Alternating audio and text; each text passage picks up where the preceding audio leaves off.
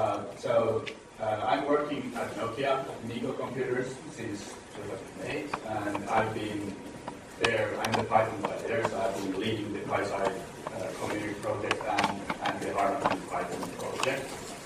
And also, I am doing hands-on stuff with Python and our Python environment by maintaining the internal ARMS and Python distribution. So because Python is used a lot internally for all kinds of systems testing purposes and so on. So they need to have a stable and working environment there. So I've been doing especially lots of Debian packaging and integration and all kinds of that with the Python packaging there. I used to have a previous life as a speech scientist. I did a PhD in speech processing and voice quality analysis before joining Nokia and making change career to be able to work with Python there. I also in my research I was utilizing Python a lot. So even though I'm giving the Qt talk here, I'm actually not part of I'm not a troll. I'm not part of the Qt organization, but legal. But since they heard that I would be coming here, they asked me to give this presentation here. So this is going to be mostly a high-level overview about the Qt ecosystem and then how it relates to Python and so on. So I'm sorry there's not going to be much of code here, except a little in the end. I'm first going to introduce Qt, what it's all about and so on, and a bit about marketing stuff and so on. And then I will going to describe how it relates to because it's a C++ development framework, so how that relates to Python and why am I here in EuroPython talking about Qt. And is describing the two most important Python binding projects, PyQt and PySide. And finally, I'm going to then have a short demo of how to get started with PySide programming on the Nokia's N950 developer device.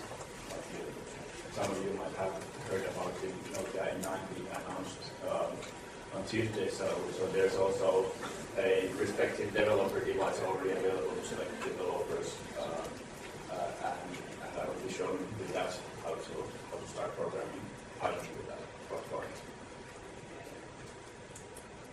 Okay, so Qt was originally an independent company in Norway called Trolltech, and got bought by Nokia in 2008 to be the foundation of Nokia's future user interfaces. And there's more than 250 employees working for Qt all over the world, and over 5,000 commercial users, companies using it. And what is it then? So it's many people like having a long background with Qt or other open source components regard it as a one sort of widget set. So yeah, it is that, but it's also much more. So it's a complete UI development framework with IDE tools and all kinds of like really rich class hierarchies to develop on and so on. And it's usable for desktop, mobile, and embedded development, and it is actively being used in all three categories.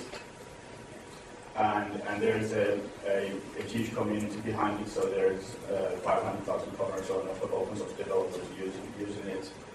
And there's also a lot of professional services and support and training and an active open source community behind it.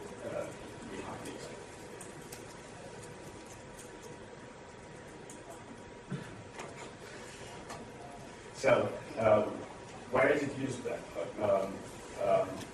Traditional thing is that it was used as a desktop widget set, but nowadays it's like on the hardware platforms, it's used in various kinds of embedded devices, which sets of boxes, computers, I think elevator control panels, mobile phones, of course. But in addition to that, like on desktop also, like on various kinds of fields, like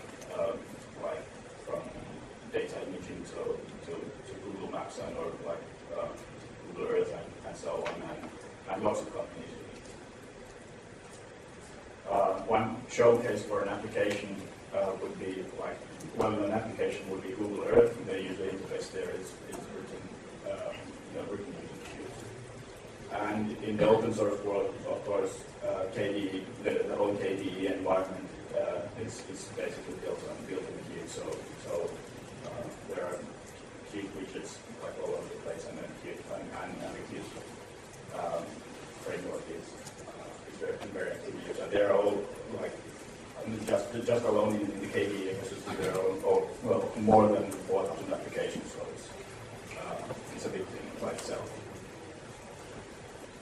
So what was the reason behind Qt? Why was it started? So in late 80s and early 90s, the then available widget sets are like user interface tools which were really primitive, really awful to use. This is a screenshot of the Athena widget sets designed made in MIT, and it was really ugly. Like the applications looked horrible, and they were they just required lots of code. This was like the simple Hello World application required more than 200 lines of code, and still looked like it would. So it then started. There were two pretty young guys there, like Harald Nord and Erik Schamberg, and we're sitting in a park bench in Trondheim, Norway. Apparently pretty frustrated about the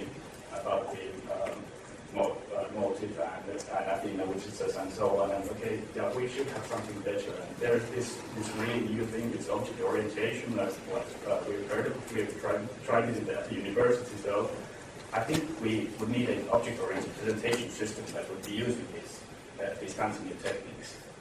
And there were then some design guidelines and or ideas, so that it's of course supposed to be easy to use for the programmer, and it should be reliable and work well, and it should be multi-platform. It should be both on Unix and as well as Windows. So it happened. The first release took a few years, so it was 0.9, which was in 1995, and at that time, okay, it was not an open source license by the time, and it was released since the web wasn't really prevalent at the time, so it was released on an FTP server and announced on user use. But things moved forward, and in 4 years there was version 2 with an open source license, although not compatible with GPL, and lots of new features like theming, and Unicode support, printing, mouse wheel, and a user interface tool, or graphical tool for designing the user interface. It's called the designer. And things moved on from to version 3, which had then more than just the widget set, like all of these, like the XML database network, input, output, and so on, and lots of features in the basic widget set itself, and also internalization tools as well. And there the licensing was GPL version 2 on the X11 platform only, and commercial on Windows. And Mac support also came in at that time. A few years after was 4.0, which was a major redesign of the framework. It was fully GPL or commercial licensed, and had lots of really a lot of new features, but it was also a bit of a pain because it was not very backwards compatible. So it took quite some time for people to adopt it. So where we are now then, it's already 6 years since 4.0, and the world has changed a lot, and so has Qt. First, some of the more trivial but still significant things is the WebKit integration. New versions of Qt have a really modern Qt WebKit tool um, like HTML rendering support, and it's actually it's actually being used in for example in the mobile phone as the HTML component. So it's really good. It makes it easy for applications to embed web pages or HTML content and interact with them.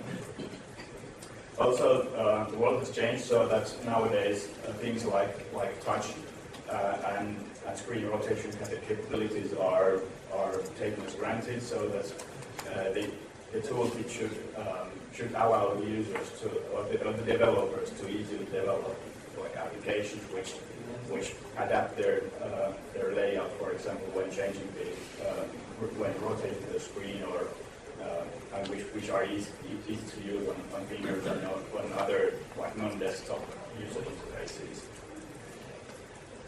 And so Qt is very strongly moving towards this. There's been around for a couple of years this concept of QML, the Qt markup language, and associated with Qt Quick, the framework offering UI components and so on, make it really possible, make it possible and also really delightful to do these kinds of interfaces. So I'll show a little live demo of an early demo component, demo program of QML, which is a simple filter view.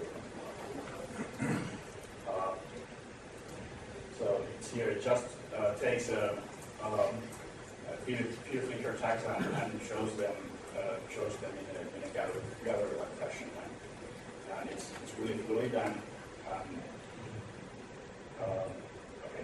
makes for easy interaction. And this doesn't actually even use C++ at all, but this is all done with the user interface definition language, and in less than 1,000 lines of code. And allows all kinds of dynamic interactions. All right. So and this also has allowed these are screenshots from the Nokia N9, and it's there. All of the user interfaces have been done with Qt or Qt Quick, and it's really it's probably better to have the demo like offline after this session, but I can show the interface to you, and it's really fluid and it's really easy to use, and it's extremely finger friendly and smooth. So and there's no much magic behind it. So it's very easy to do with Qt Quick. So in addition to the technological progress in Qt, nowadays it's also pretty much a requirement that projects are becoming not only as an open source, but also in the manner of open governance. So before, Qt used to be very much a single company driven project, but it is moving towards an open governance model where any developer contributing to Qt would be treated equal. And this was actually something that was going to be launched last week in the Qt Contributor Summit in Berlin, but apparently they ran out of time. So I would expect this to happen anytime soon. And it's really going to be so that there are not going to be any Nokia internal discussions about Qt's future directions or so, but everything will be open, and any individual or company who wants to participate can. It's not going to be a democracy, so it's still going to be about who is willing to put support and resources for developing it, so make it get to have more say, but still anyone can contribute, and anyone can become a committer or maintainer or have a role in the Qt development organization. Okay, I'm going to sidestep now a bit, and like this is probably the most marketing thing I'm going to explain here. So the high-tech industry has basically been moving in these kind of cycles, which are more like in which the amount of devices has been growing like by every time by an order of magnitude. And around 2002 or so, like there was 1 billion units of cell phones or desktop internet, and now we are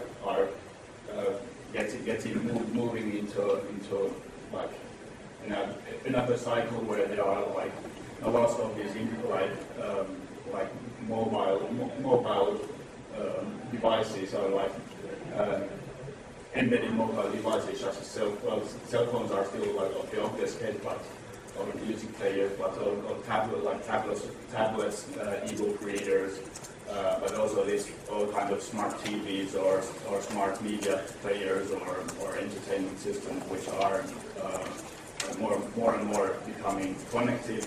And more significantly, like if you want to develop for these, like you are not going to use the same paradigms as for example, in the desktop internet. So the user experience there is very much different.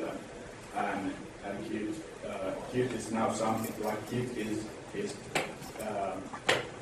approaching this with the Qt framework and so on. So if you are using Qt, you should be safe to develop for the so-called next 10 billion devices as well. And the Qt Developer Summit last week was the Qt Contributor Summit last week was mostly about roadmapping Qt 5, and it's going to be a major new release of Qt. The code base is already there. There's going to be alpha releases, I think, this summer, and beta later this year, and around April next year might be the final Qt 5 release, and it's again going to be a major release. So there's the graphics architecture will be redesigned around a scene graph concept, so that every user interface element will have like GPU acceleration, and you can add shader effects on top of any UI element and so on. And it's also Qt Quick will be pushed very hard into the spotlight, so that the prime mode or the recommended mode of operation will be, instead of using the Q widgets, would be to define the user interface using the QML declaration language, and then do the business logic with C++ or in Python, for the background. And there are some internal changes, like the source code will be modularized, so that the internal development of Qt will be easier and so on. But there is a lesson learned from the last major release, from the transition between Qt 3 and Qt 4. So in this time, the API will not be broken unless it's absolutely necessary for some purposes, and even then it's going to be mostly in fringe areas of the framework. ABI will be broken, so applications need to be recompiled, but if you want to use Qt 5, but again, Qt 4 is also going to be for a really long time, so it shouldn't be much of an issue. Okay, again, this is still EuroPython, and what has this all to do with Python development. So I'm preaching to the choir here, but everybody here knows about the efficiency of writing, like how fast it is to write Python code, and did a bit of digging and found this like IEEE article for where they objectively compare different languages and compare how their performance in different tasks, both the runtime performance, but more interestingly also for things like total time per program and stuff. And Python is very much like at the top here, leading languages written in 2000, but things shouldn't have those worse things. And performance is not an issue. There are already lots of embedded devices using Python, and the devices anyway have so much memory and CPU power that it doesn't really matter. And since with all the new kinds of devices, time to market is not going to be any less significant factor in development than before. So Python is together with Qt should be very well suited for the next 10 years. At the moment, there are two major Python Qt binding projects available. PyQt, which is developed by EuroPython Computing in the UK. It's dual licensed and it's very widely used. And then there's PySide, which is developed by the OpenBOS software at INDT, and it's a project sponsored by Nokia, and it's LGPL license. So we'll go a bit deeper into PyQt. It's as said, it's developed by EuroPython Computing, where the main developer is Phil Thompson. I think Phil is around this conference as well, but I don't know if he's here or not. PyQt has been around forever, so 0.1 release was done in 1998 already. And what it provides is a mapping of the Qt C++ library to Python, and it's a fairly complete thing. So it's only something which don't make sense to have in Python are not present. And also the support for different versions is very good. So there is support for Qt 3 and Qt 4, and as well as Python 2 and 3. And there's GPL and commercial licensing available. So and related to that commercial support as well. So if you're a company and you really need to have commercial support for the tools you're using, like this, has your stuff there. And yeah, it's the currently the most widely used Python binding project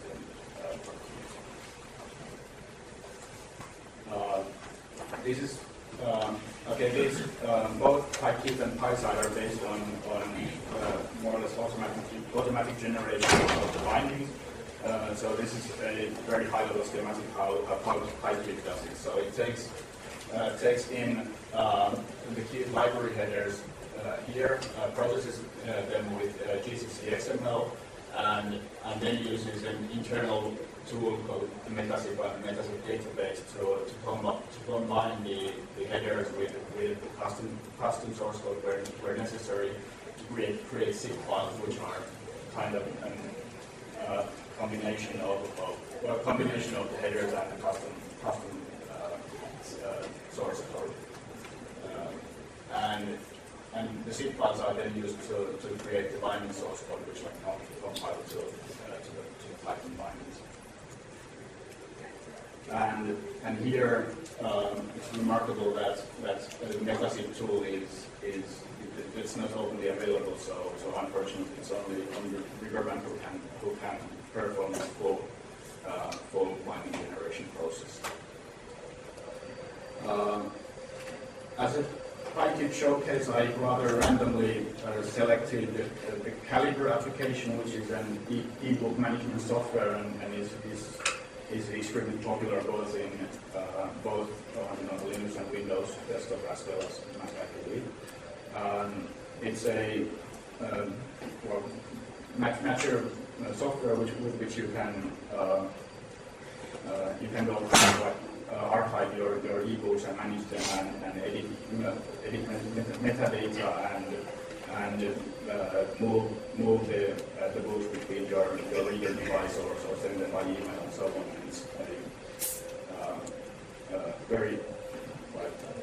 very cool feature and fancy things to have around. Okay, another side step. So I'm going to describe a bit about Nokia's involvement with Python. So Nokia has actually a pretty long history there. So first in the Symbian world there used to be a big PyDes60 project providing Python and basic bindings for the Symbian platform. And then and it's got some reasonable use and popularity, but then maybe more interestingly there have been these Nokia Internet tablet devices, and then as a continuation to them, the Nokia N900 phone, which was released in 2009, and there was almost from the beginning the PyMyMo project provided a good Python environment for those devices. So they were native Linux devices, and you could write code which is basically PyGTK but adapted to the device interface, like this Hilton interface. Later on, also PyPython and PySide support became available for them. And now, this week's Tuesday, this Nokia's N9 device was announced, which is the first MeeGo or MeeGo Parkinson device by Nokia, and there's also a complete or rather complete Python support. So it's based, well, the support is based on the PySide bindings project. And it supports both the the Qt bundles and Qt mobility and Qt and other platform APIs which might be useful for Python development. So it's a very nice device for hacking with Python in mobile environments. So and this also gives you a motivation why we're interested in PySide. So we want so PySide is a project developed by this Open Bossa Labs at IMDT. It's sponsored by Nokia, and it's been around for 2 years. And we released the first stable release in March this year. It's LGPL, so you are able to write also commercial software on it, and you are not without having to buy a separate license. And also, it was a requirement for us that the complete toolchain is available, so that you can actually also automatically generate other bindings for which would be compatible with PySide. And from the very start, we have tried to run the project in a highly open governance mode, so that people can participate and people can submit code there without having to sign any kind of contributor agreement or so. So that's what we try to that way also promise that the code stays in the open. The project is highly compatible with PyQt. PyQt in general makes a lot of sense, like how they do things, and in most cases we have just adapted their practices. We have some deliberate API differences in places where we think that we can do a lot better, or in which we don't want to support some PyQt legacy features or so. As a PyQt showcase, a PySide showcase, I would demonstrate a pod caching software called GPodder, which has been before available for the N900 and other devices, I think, as well as desktop Linux. Now, now we have also ported it to, there has been this, the developer of GPodder, Thomas Pearl, who I think is at the moment being a teaser talk in the recall, is, there he is, give him a hand.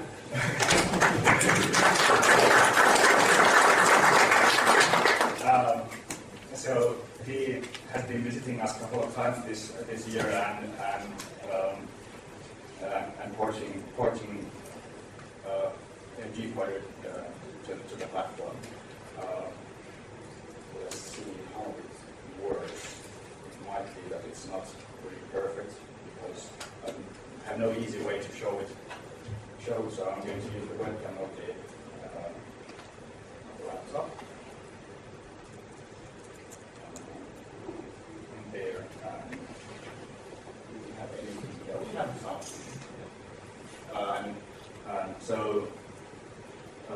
So here we have the list of podcasts which have been subscribed. It's only one over there at the moment, but I can tap on it and have like the list of episodes available, and you can tap on it again, and okay, the text is completely invisible, but there's a description of the episode, and then I can play on the triangle, and let's see if the roaming works. Might be making just a huge phone with. Okay.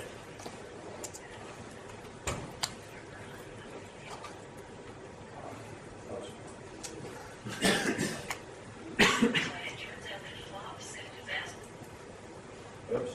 Okay. Well, the network probably isn't the best possible at the moment. Yeah. But then you can do a lot of stuff with this, but basically the user interface was well, how much did it take time for you to do it? Some days for the basic UI, and then of course getting it really shiny and working all the special cases. So yeah, in this case the UI is done in pure QML, so you don't need any of the device-specific APIs.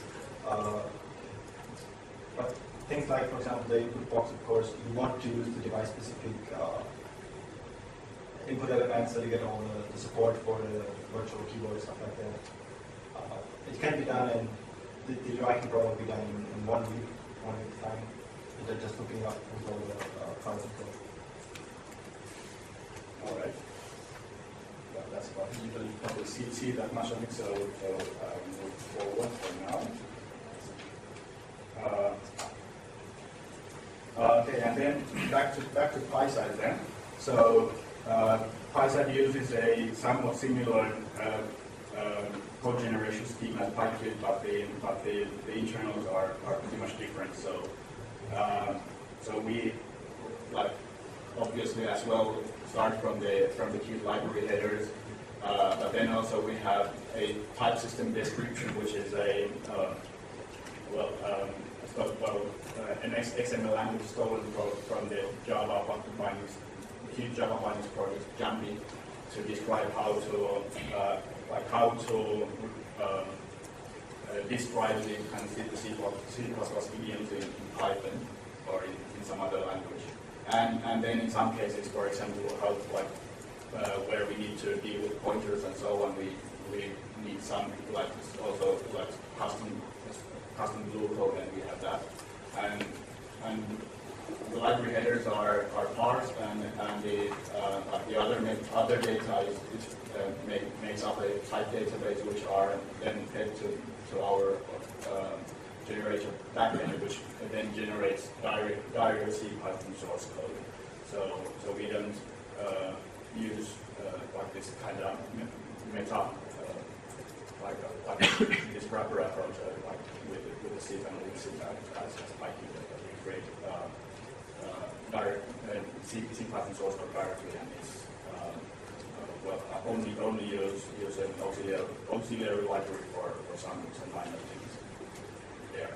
So, but in general, it's more or less the same.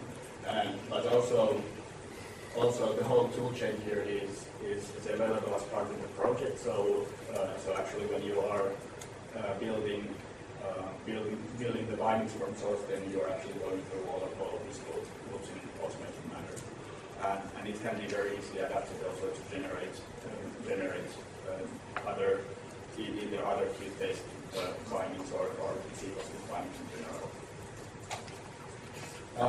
Okay. Now I would be showing how to start PySide development on the using Nokia N950. So how to start up a project and how to get your first program running on the phone itself. So we have created a small tool for that called the PySide Assistant.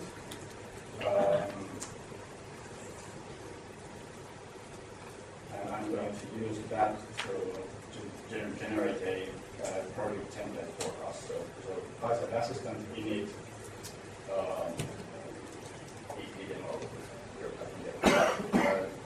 PSA tool is very much work in progress, so it looks pretty ugly at the moment and so on, but it already does basic things. And also, I think I have a somewhat an older version here, so the newer versions might already do things a bit differently. But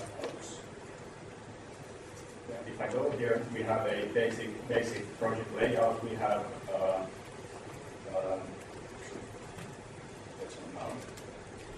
we have the main script here, which is just imports the libraries and so.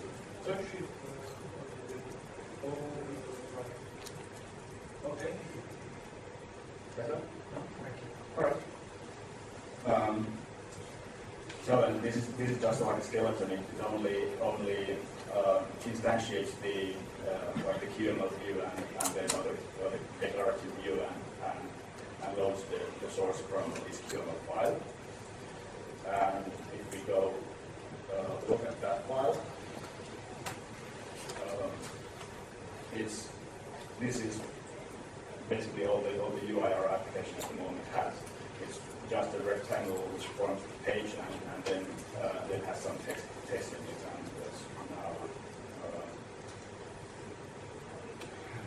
change the text and make the font bigger so that there could be a chance to see it on the camera. And now I can just here on the desktop. Hello, EuroPython, which doesn't quite fit in the window, but it's okay for our purposes now. And the other files which are around here, they are metadata related to packaging and so on. So we have the basic distinctive packaging set up for you, and also we have some other configuration files for the Debian packaging set up here already. And now, if we just now want to run it on the device, we can say PSA build dev and there, bam. Who says Debian packaging has to be difficult? Here we have our Debian package. Now, if I just cycle the USB networking,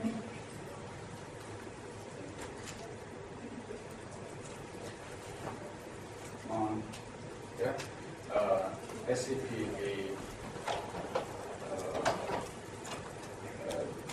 Debian package to phone. Bam, there. Then we can SSH to the phone. There, we have our Debian package. We can install it. Kernel, obviously.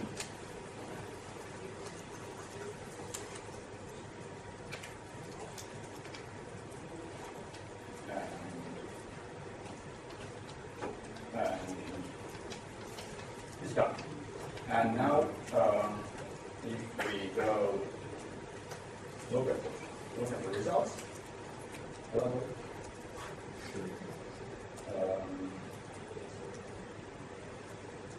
away.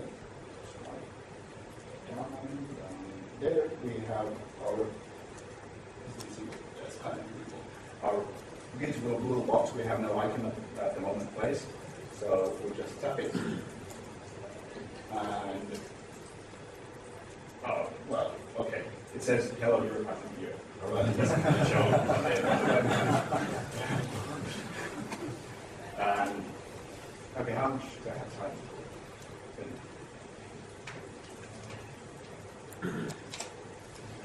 Right? Okay, I've been rushing. In that case, yeah, I'll continue. I'll then make the, because now the Python code there didn't do really anything because it was just a wrapper to start the QML user interface. So let's do something really simple. First, go check the QML file here. Let's make it very simple so that we have a timer which triggers the font size increases in the text every 2 seconds.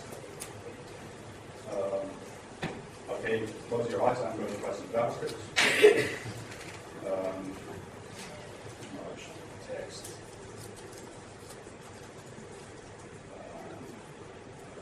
Hello, which is hello is the ID over here, and then just font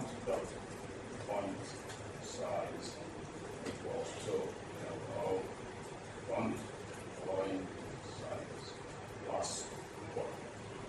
All right.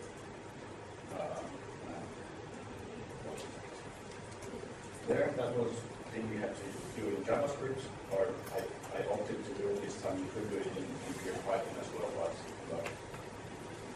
different. And we go to the Python side.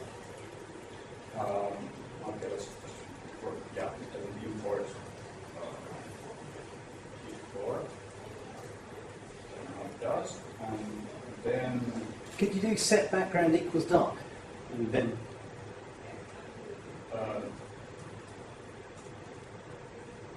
I guess. Does it help? Yeah. Okay. You mean? How do I do it? It's just a suggestion. No, but supposing of the full or the editor. I think that's just change the edit. Just change his name. So It's okay now. Yeah. All right. Cool. So okay. So what we have here is we have our view, some here the Q data to view, and now we have been instantiating with our QML source file, and now let's say put it here. Let's take our root, the QML root object from the view object this, and then we'll make a Q timer, which is a timer element in Q.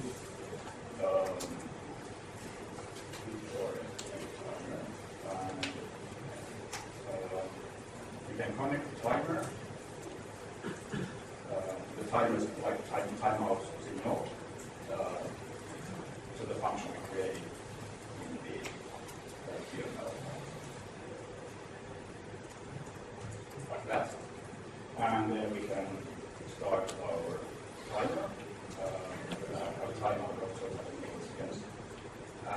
And then we, after that, it's just we show the application and enter the name program, and that's it.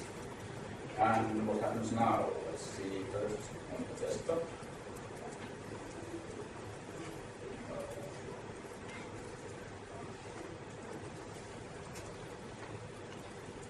We have text, wage. Okay, it's very good. And again, now if you want to have it on the phone, we are doing the same stuff again. Say below depth. Faster now, maybe. That's all. Yes. And let's see the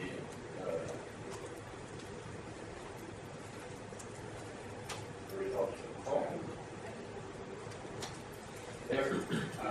Now we can again install it here. And meanwhile, I can for this previous instance. I can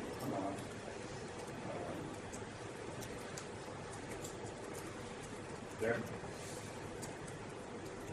And again with the camera.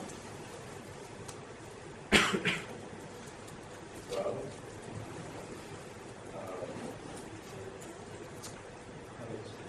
there. And now, okay, it might not show any better than previously, actually, I just realized that. But we have the blue square there, it's perfect.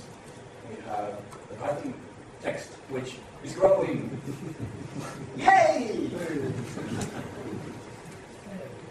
All right, so it doesn't take much more than that to start developing on this device, like with Python. And do the user basic. And QML is also, it's very nice, but there's a few full widgets that actually defined in the QML language, so it's just basically a matter of replacing the rectangles and so on with buttons and all the other QML elements and HTML. And so it's a very efficient way of defining the UIs. All right, what do we still have? Summary. To recap, Qt is a really great solution for rapid cross-platform application development.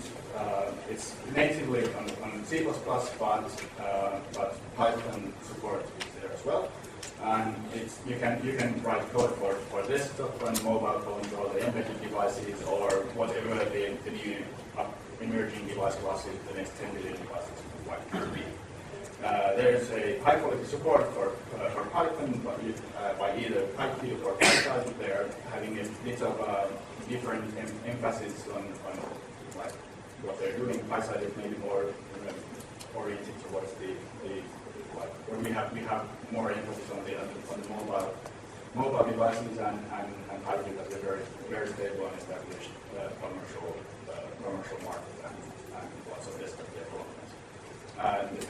And with Python and Qt, you can't go wrong. The time to market is unbeatable. That's it. There are some links, but you can just use Google to find all the information. Nowadays.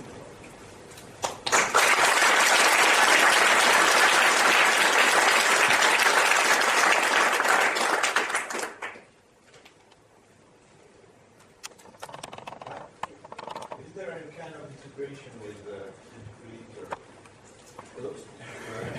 Not at the moment. You can of course define the user interfaces with Qt Creator.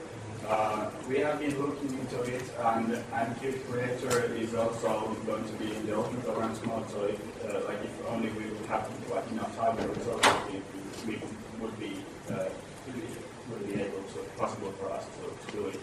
There is already some Python support in Qt Creator. It does do automatic syntax highlighting, and apparently there's already some kind of Python debugging support there, but it's not enabled, at least it's not enabled by default and so on. But I was talking actually to the team in Berlin last week, and they told that they had implemented it to test it with an alternative debugger back end. So it shouldn't be that much of an effort. But there are some things, of course, like you have to get the code composition working and then project integration and so on. But it shouldn't be impossible, but not there at the moment. And it should be interesting for both Python and Python as well. You can use the same support there for either.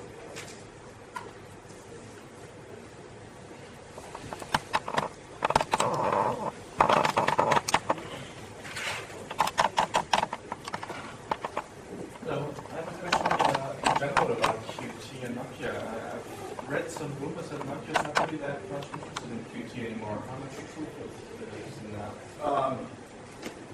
I think news of our data are extremely premature. There actually is, there are actually even some internal really big projects using Qt at Nokia. So, but which are not announced yet. And Qt is very heavily used then. And Nokia support for Qt is not going anywhere anytime soon. So it will be there. And also in you should be able to expect that in the open governance mode there are other companies investing more in the direct Qt development. At least Intel is interested to continue with the Migo platform using Qt. Okay, thanks.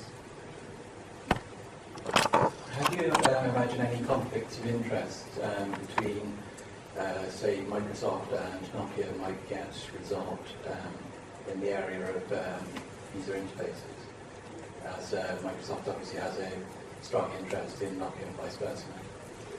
Well, at the moment I don't think there's any internal effort at Nokia to for example, put Qt on the Microsoft phone, on the Windows phones. But on the other hand, Nokia would be stupid to allow one single to rely on just one single company for all of its development or all of its user interfaces and so of course you could first think it as competing project towards Windows Phone, but it's I don't think that I think they're still going to be there.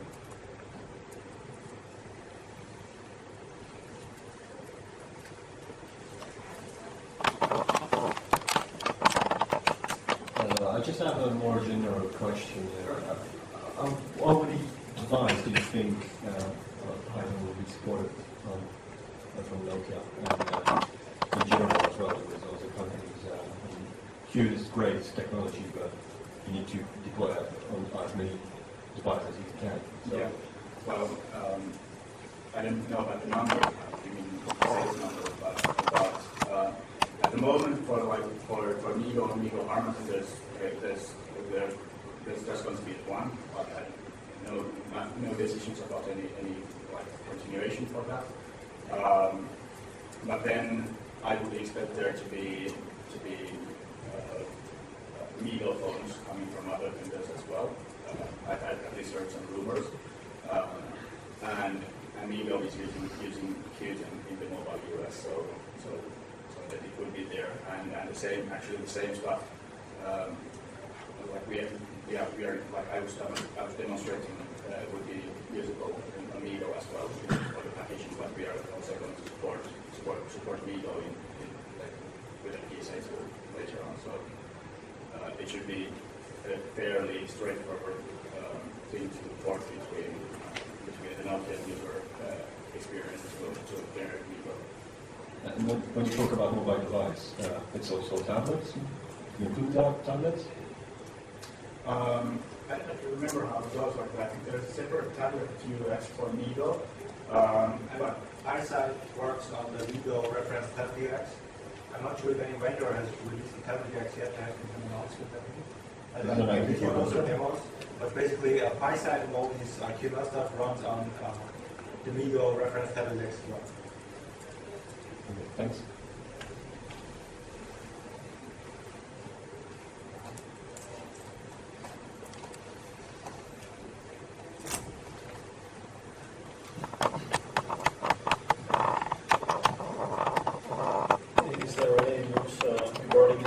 Access from Python directly to the QML components and not having to do it through the QML language?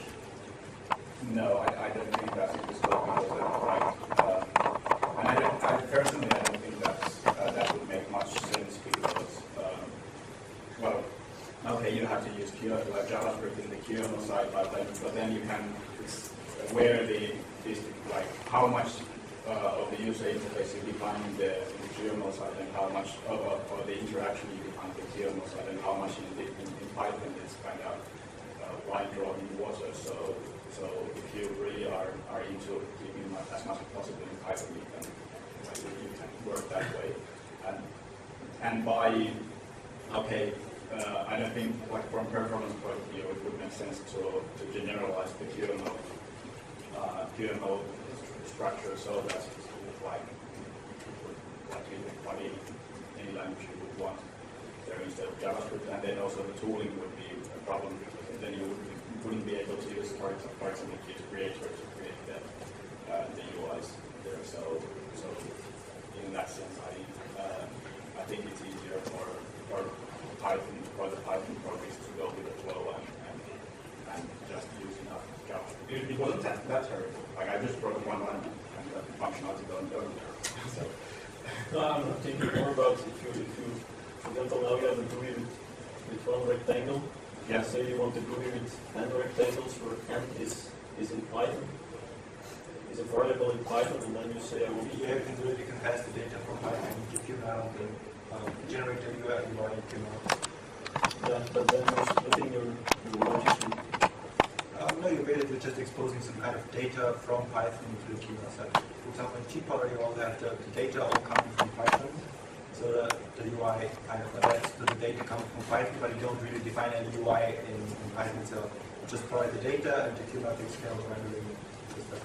For any advanced features, like, I don't know, location, SRE, stuff like that, there's tunability findings. So if you don't want to do any UI, if you're just interested in the like device-specific APIs, you can access them from Python as well. Yeah.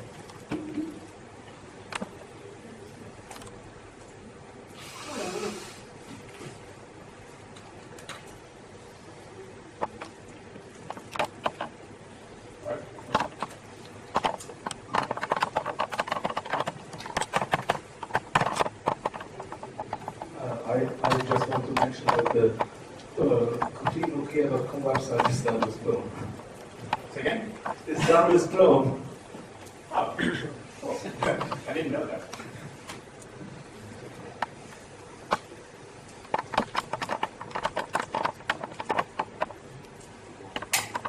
Wow.